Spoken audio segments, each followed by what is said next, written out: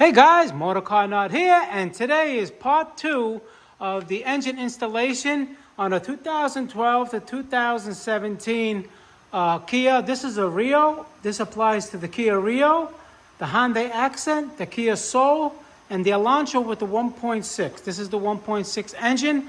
I have the removal video. You want to check that out. I got the link below. This is the install video. All right?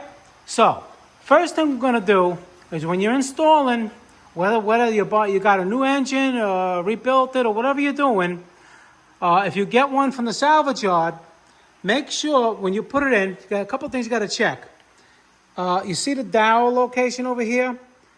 All right, the one that came out of your, if it's not your car that you took it out of the engine, it could have a dowel here and a dowel missing there, and over here, you see it has a dowel right there.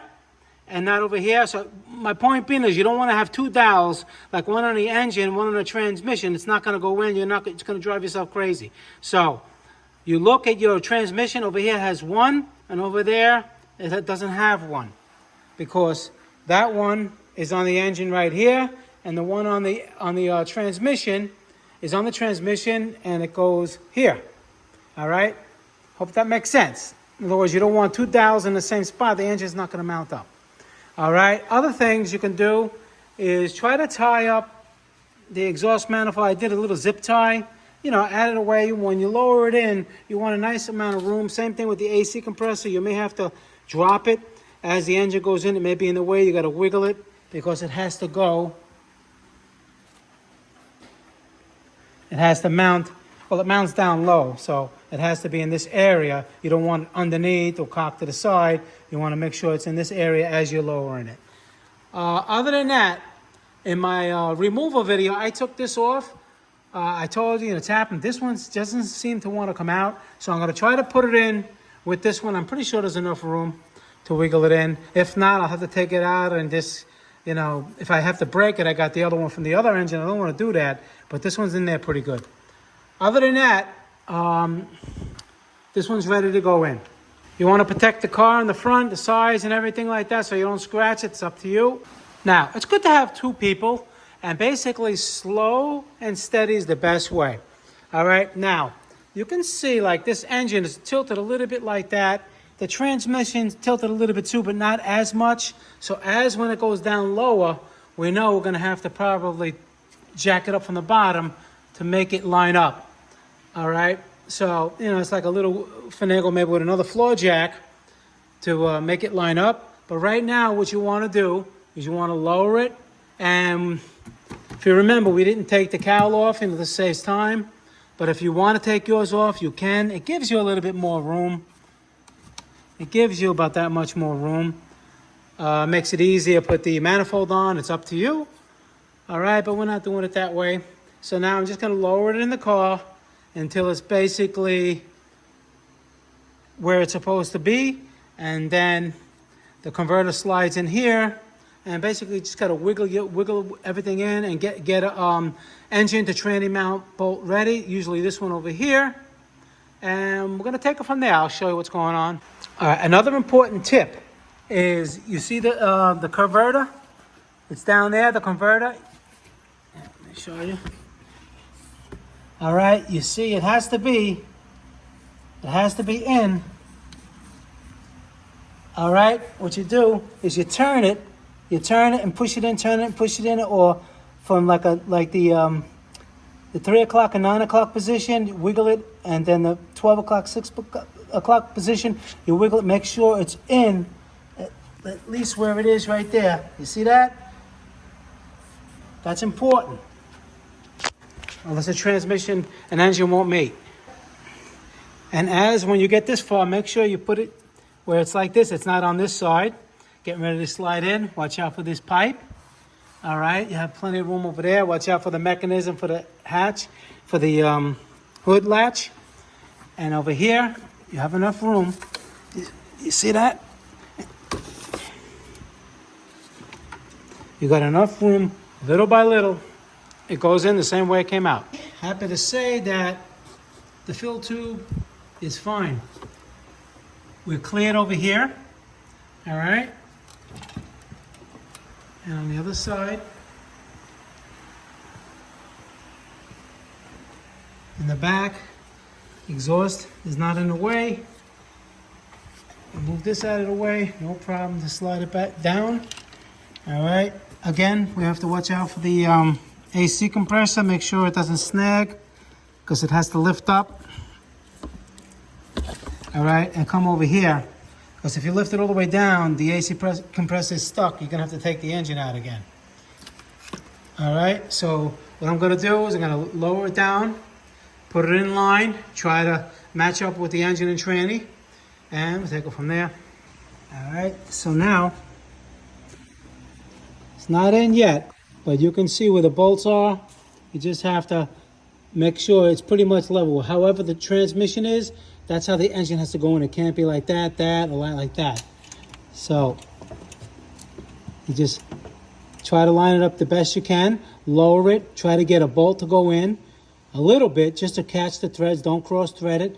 And maybe in the back it would have to come up or down, and that's how you do it. I meant to say it's easier with two people. All right, see what I did? Looks like the seam is pretty much straight. I threaded a bolt in here, not too much. You just want to like zip it down a little bit, close it up, make sure it's gonna close nice and even, make sure the dowel goes in and everything looks even. Just like I said, the transmission is like this, so the engine has to be like that too. Can't be like that. All right, so I'm going to zip that bolt and that should like line it up. All right, so I had one in here, right? And then there's one that's down here where the dowel is. I screwed it in. All right, everything looks good. You don't want no binding because you could put pressure on the transmission. And then we go like this.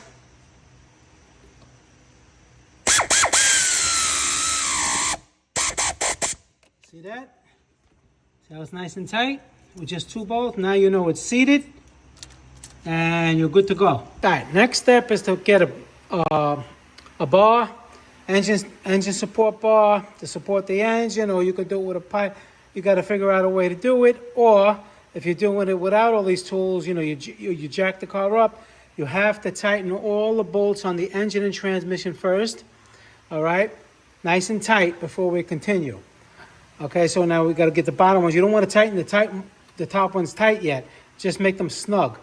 And then you got to then do the bottom ones nice and tight and then come back up on the top and then tighten them up.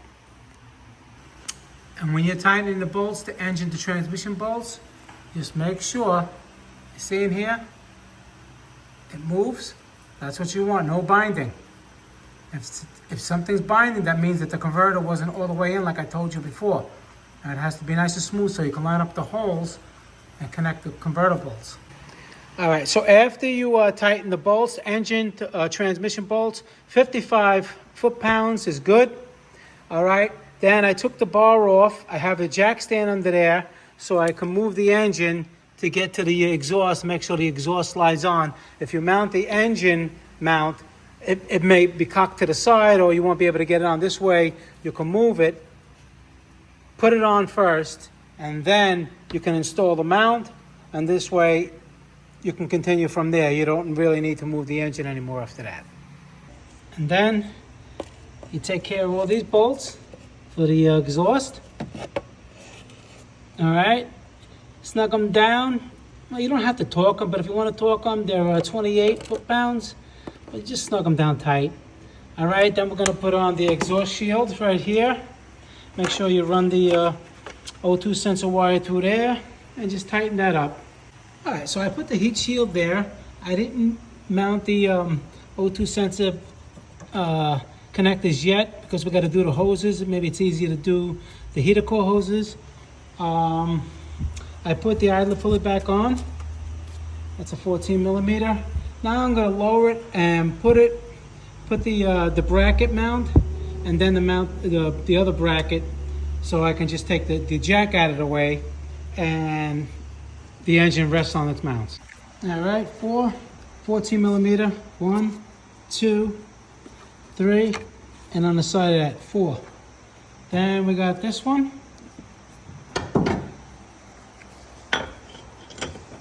All right, you adjust it, you move it over with the jack, you move the engine. Okay, not 14 millimeter. I believe this is 17. And then you put the bottom heater core hose on first, and then the topless. You ain't gonna be able to get it. All right, and again, I mean, the way you took things off, you could be putting them back your way. There's no right way to put them back. You know what I'm talking about. If you took them off a certain way, you put it back a certain way. If you decide doing this side first, it's all good. I'm just showing you how I do it. Now is a good time to fold back the starter, or however you did it. All right, if you took off the knock sensor, all right, we'll put the knock sensor back on over here. Okay, this is for the alternator. This gets mounted to the intake when we put the intake on. And like I said, they're all bent a certain way. It's really hard to mess it up. Okay, I put on the AC compressor. We're gonna put on the crank pulley. Make sure you see this little dot. Has to go with the slot. Don't crush it. It goes like this. Just like that. And tighten the bolt, 90 foot-pounds. All right, then we do the converter bolts. You torque close to 35 foot-pounds, and you always rotate the engine clockwise, never counterclockwise. And the reason being is that there is tension is in there, and if you go backwards, it's a possibility that the timing chain can jump. So that's bad news. Always do it clockwise. I hooked up a couple of brackets that was here, the one over here. If you took it off, you know, you look around, make sure everything is plugged in so far. I didn't put the intake manifold on now. We're gonna do that next. All right, put that little dust cover back for the converter. And we're gonna go to the top now. Okay, make sure you put on the thermostat housing, 12 millimeters. Put the hose on. What I'm gonna do now, I'm just gonna take this whole thing and let's lay it on top, connect it on the connecting points, plug everything in, and double check your work. And make sure you don't forget underneath here, the coolant temperature sensor here, the cam sensors here, any kind of, you know, all the plugs have to be in. And make sure one of these connectors was broken on mine. I'm gonna have to probably replace the connector because it can pull out. And I don't want it to pull out. That's the ignition. All right, make sure you put the ground strap and the other one to the chassis. All right, so now, just gonna take the high pressure fuel pump. Make sure you have your plunger in there and it's all greased up. See that? All right, there's a little slot on this side, it only goes in one way. I'm gonna put that on now. So we installed the high pressure fuel pump, the alternator, we have 12 millimeter, put the bracket back on, same thing over here. Right now it's loose. Underneath, make sure you have the bolt underneath in it. This just slides in. All right. Put the connectors on, and now we're gonna put the intake manifold on, and we're almost done. And before you put the intake manifold on, make sure you use a new intake manifold gasket. And it's a good idea to clean the throttle body. Get some carburetor clean. You can take it off if you have the seal for that one, or you just open it up and clean it up with a nice rag with carburetor cleaner on the rag and just clean it all up. And then you can install it. All right, and you torque the intake manifold bolts down to 24 pounds, about 25 pounds. You do 1, 2, 3, 4, like that. 5 bolts. Now you got to make sure all your vacuum and coolant hoses, everything is not only put on, but the clamps are on, put on. There's a lot of them. There's 1, 2, 3, 4, 5, 6. All right, so however you took it off, that's how you put it back on. All right, check, make sure all the connectors are connected on the top. Over here, map sensor over here, throttle body right here, and then the ones down there we're gonna get from underneath. The connectors, I mean. And then I didn't put the serpentine belt on yet. That's easy. So after that, I'm gonna go underneath and connect those connectors, and then come back on the top and start putting the battery tray back and the air intake. And don't forget to put this bracket with the 10mm bolt right there. Plug this plug in. Plug this plug in if you didn't. Make sure you install the bracket. Don't let it dangle. All right. A lot of mechanics do that. They make it dangle, and it's there for a reason. It can rip it can little by little wear out the wire or the connector, or you just don't do that. All right. Now we're gonna go back up on top, but before we do that, and make sure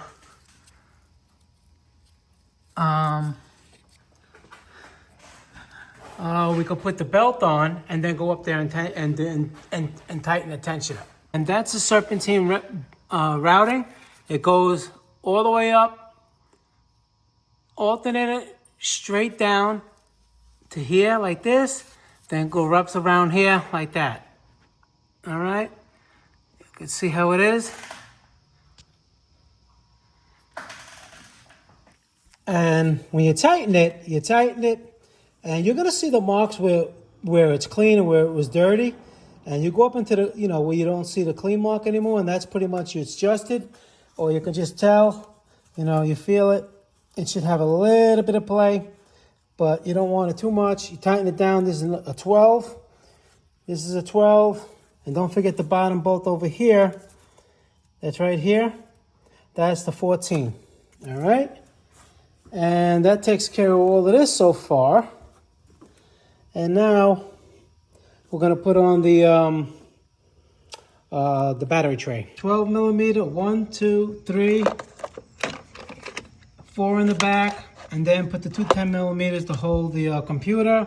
Then we put the hose, the coolant fill hose. It has two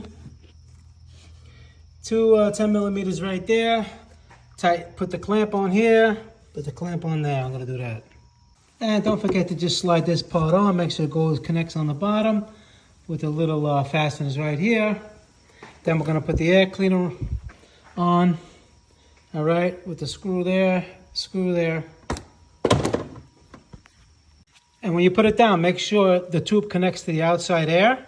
There's another tube, 10mm, and this one over here, 10mm. All right, you tighten the 10mm. Make sure it's nice. It's all the way in, nice and tight. Over here, connect the hose. Install the battery. Positive terminal. Leave the negative off for now. All right, and I'm gonna go on the bottom. Put that piece back, the plastic piece, the other piece, that vent piece, and for the exhaust, I'm gonna show you where those go. This vent channel that actually where air goes through here goes up and cools off the catalytic converter. 12mm, there's 4 of them. Put that on. Over here, this bracket, 12mm, 14mm. 14 and 14, tighten that down. And two 10mm over here, that plastic piece that goes here. Okay, so now I just put this cover back on, just pushes right on 3 spots. Fill it up with oil, 5W20. Fill up the coolant. Connect the negative battery terminal. Visually check everything. Make sure you're good to go. And now we're gonna get in the car, and what you wanna do is turn the key on. Don't start it. Turn it off. Turn it on. It primes the pump. Turn it off. Turn it on. All right, we're gonna start it now. Oh, okay, that fired right up. It's always a good sign.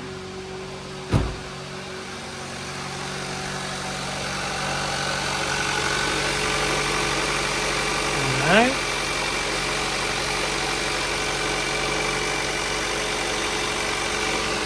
It's okay.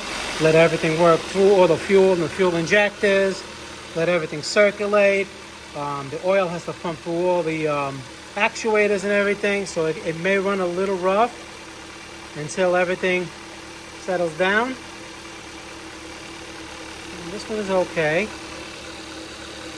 And more importantly, we want to check for leaks. So we're going to go underneath now. And before I do that, you may see some smoking and everything. That could be from you touching the exhaust, oil on your hands and all of that. That all should burn off. But you also got to check for leaks. All right, we're underneath now. And you want to listen for any kind of weird noises, any leakage from the hoses in the back. What I like to do after I have it running, you let the car run until the fan comes on and off twice. All right, don't rev it up, don't race it. It's like it just came out of surgery, you know. You don't expect to come out of surgery and start running. What you want to do is let it idle. Don't rev it, let it idle until the fan comes on and off twice. All right, this little leakage over here was from when I poured it in. It spilled a little bit. So you keep an eye on any of the hoses that you disconnected. Make sure they're not leaking.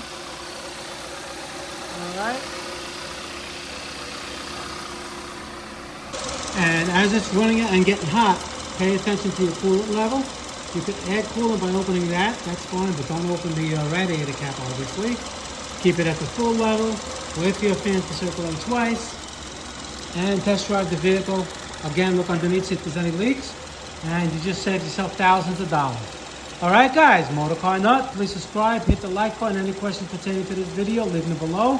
I answer all my questions. Appreciate all the feedback and donations I'm getting. And I'll see you guys in the next video. Thank you very much.